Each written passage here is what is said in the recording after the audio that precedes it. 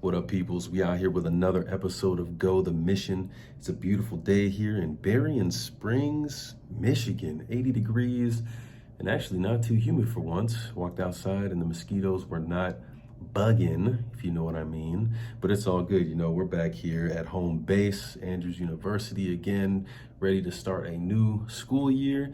And I'm not the only one, not here by myself, all right?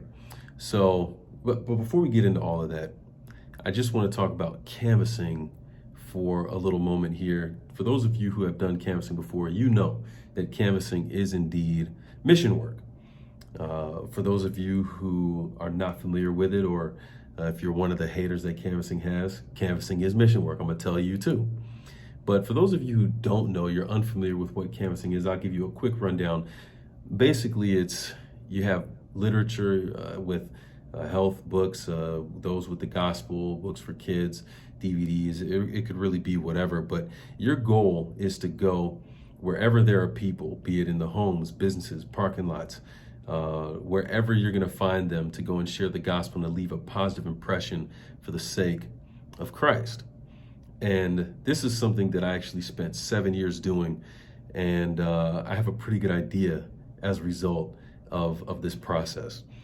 And canvassing is something that is not easy at all, but it's very rewarding.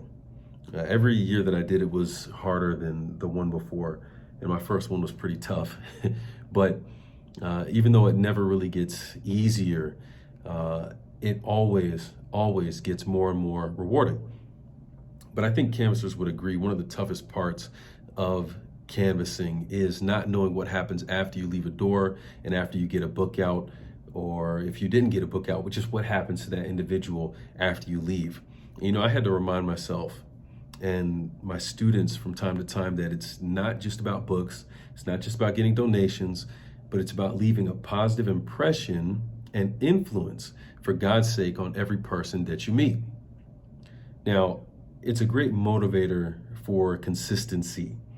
You know what I'm saying? Like, to try to have a great mentality, whether you feel like you're getting out books or not.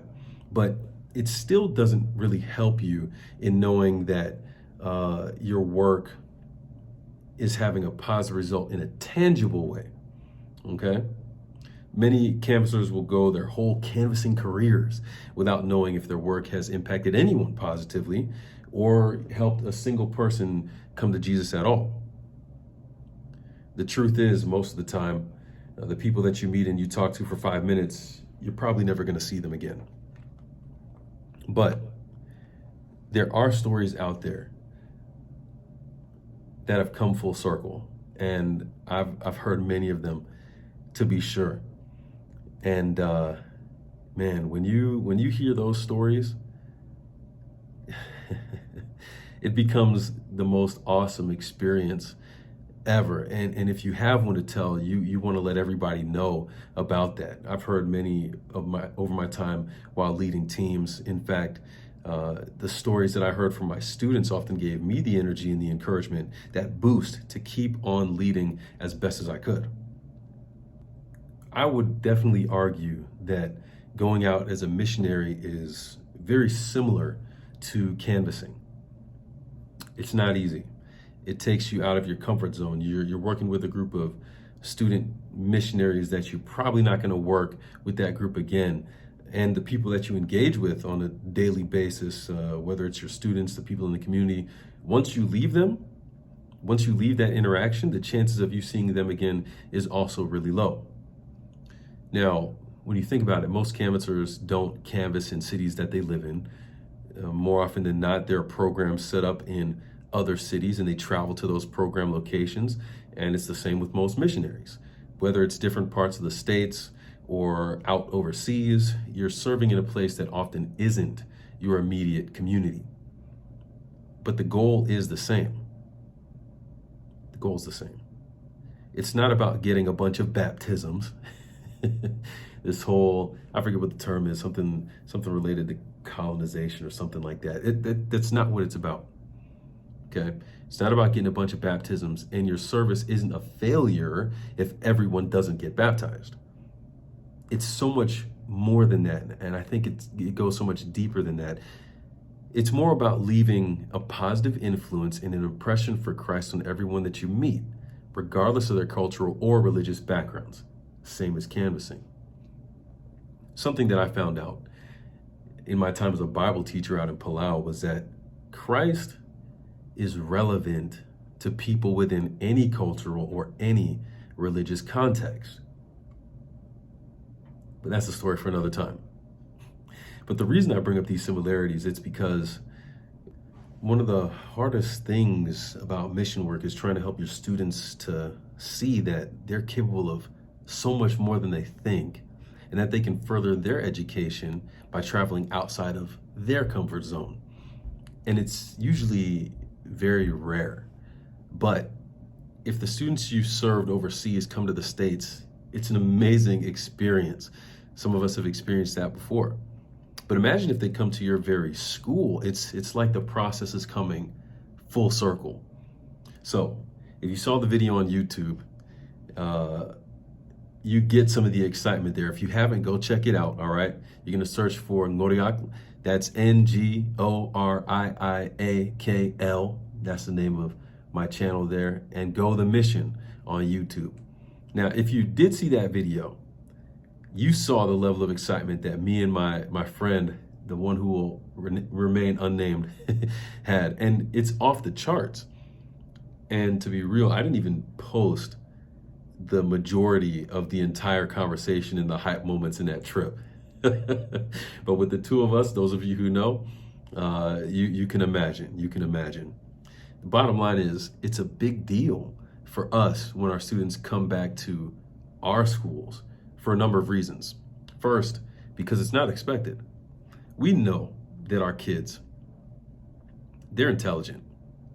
And we know that they have what it takes to make it on the next level. We know that they have this great potential, but it can be rare for them growing up in the culture that's very communal to seek to expand outside of that culture, if you know what I mean. But then when you talk about expand within the Adventist school system, that's something that's even more rare. So obviously, when you think about it, it's expensive and it's a world away. And these are things that are, again, very difficult to see as possible within one's own context. Second, it's one of the greatest of confirmations that what we did actually mattered. In a tangible sense, we get to see the result of the work and the effort that we put in. Third, it becomes an inspiration to us, and it gives us the boost and the energy to serve even more, to serve harder, to give more. Because we realize that even with one, the work is not in vain at all. Not that it ever was, but it's just a great reminder of the fact that it's not in vain. Fourth, it's a big deal because it's not just that the students have to be down to go. Think about it. Missionaries from our schools, they go out there, we go out and spend a whole year or more overseas teaching. We become a part of a community. And the whole time we're talking about where we came from, our experiences, our schools, our colleges, and how awesome it is. And obviously, as you build better relationships with the students, they invest more in you and your story. And they would easily say that they would want to come not only to the States to see where you're from, but to your school. But we know that can be just as rare as a canvasser telling someone at the door that I'll see you next summer. Or even for the missionaries who always say, oh yeah, I'm coming back. When the students ask them at the end of the year, it's rare. And we often use those words very lightly.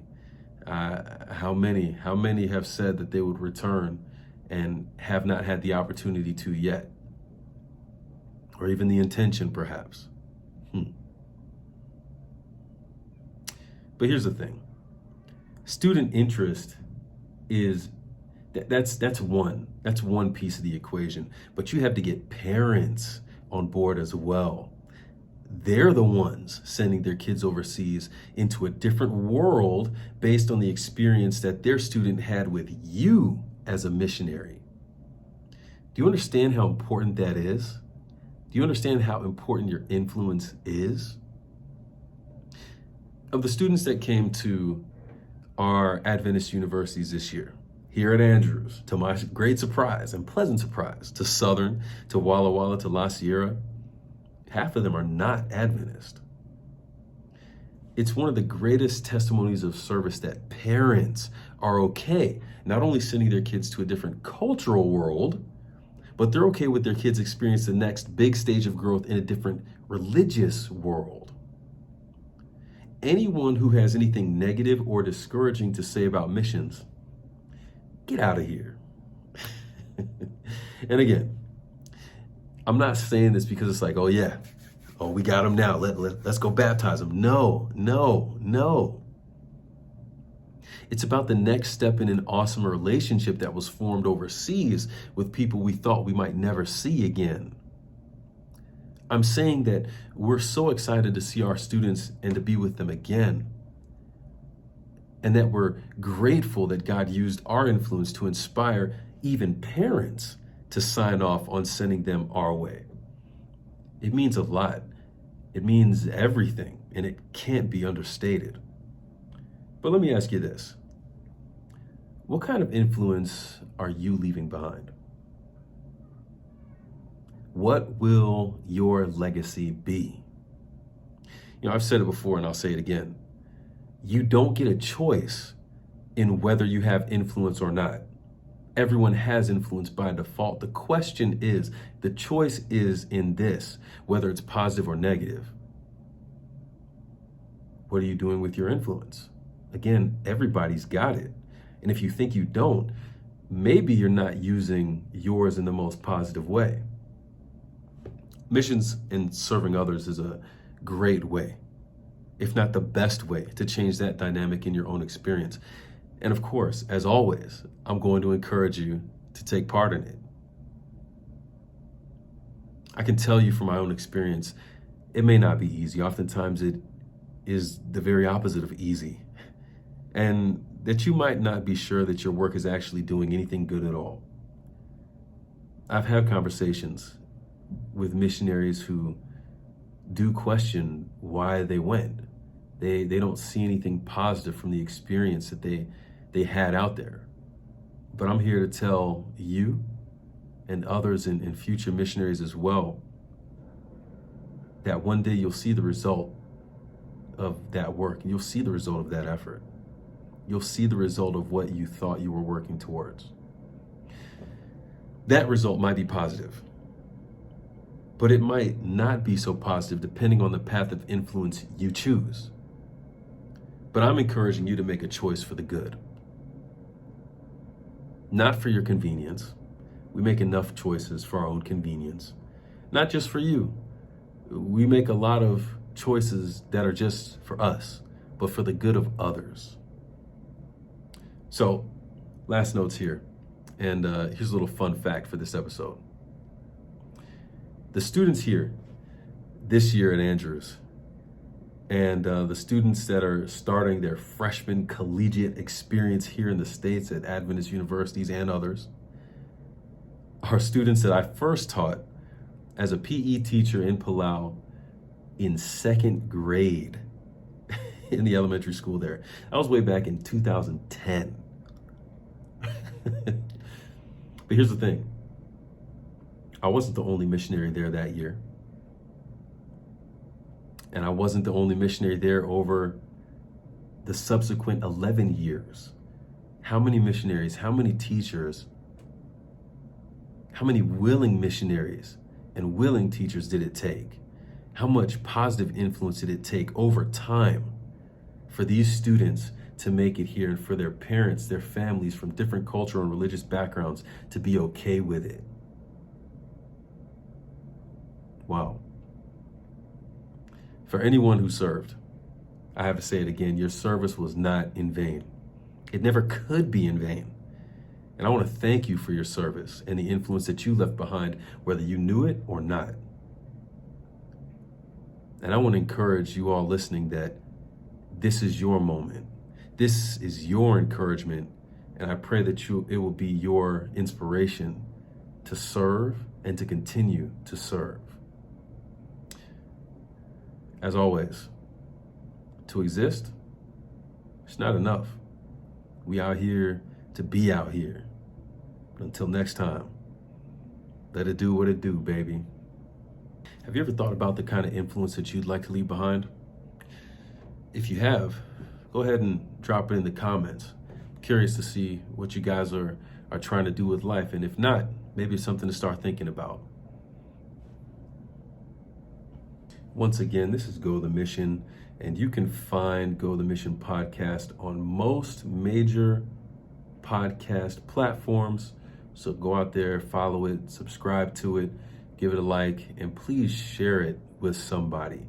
That's a great way to continue to get the message out there and for other people to be inspired by these stories.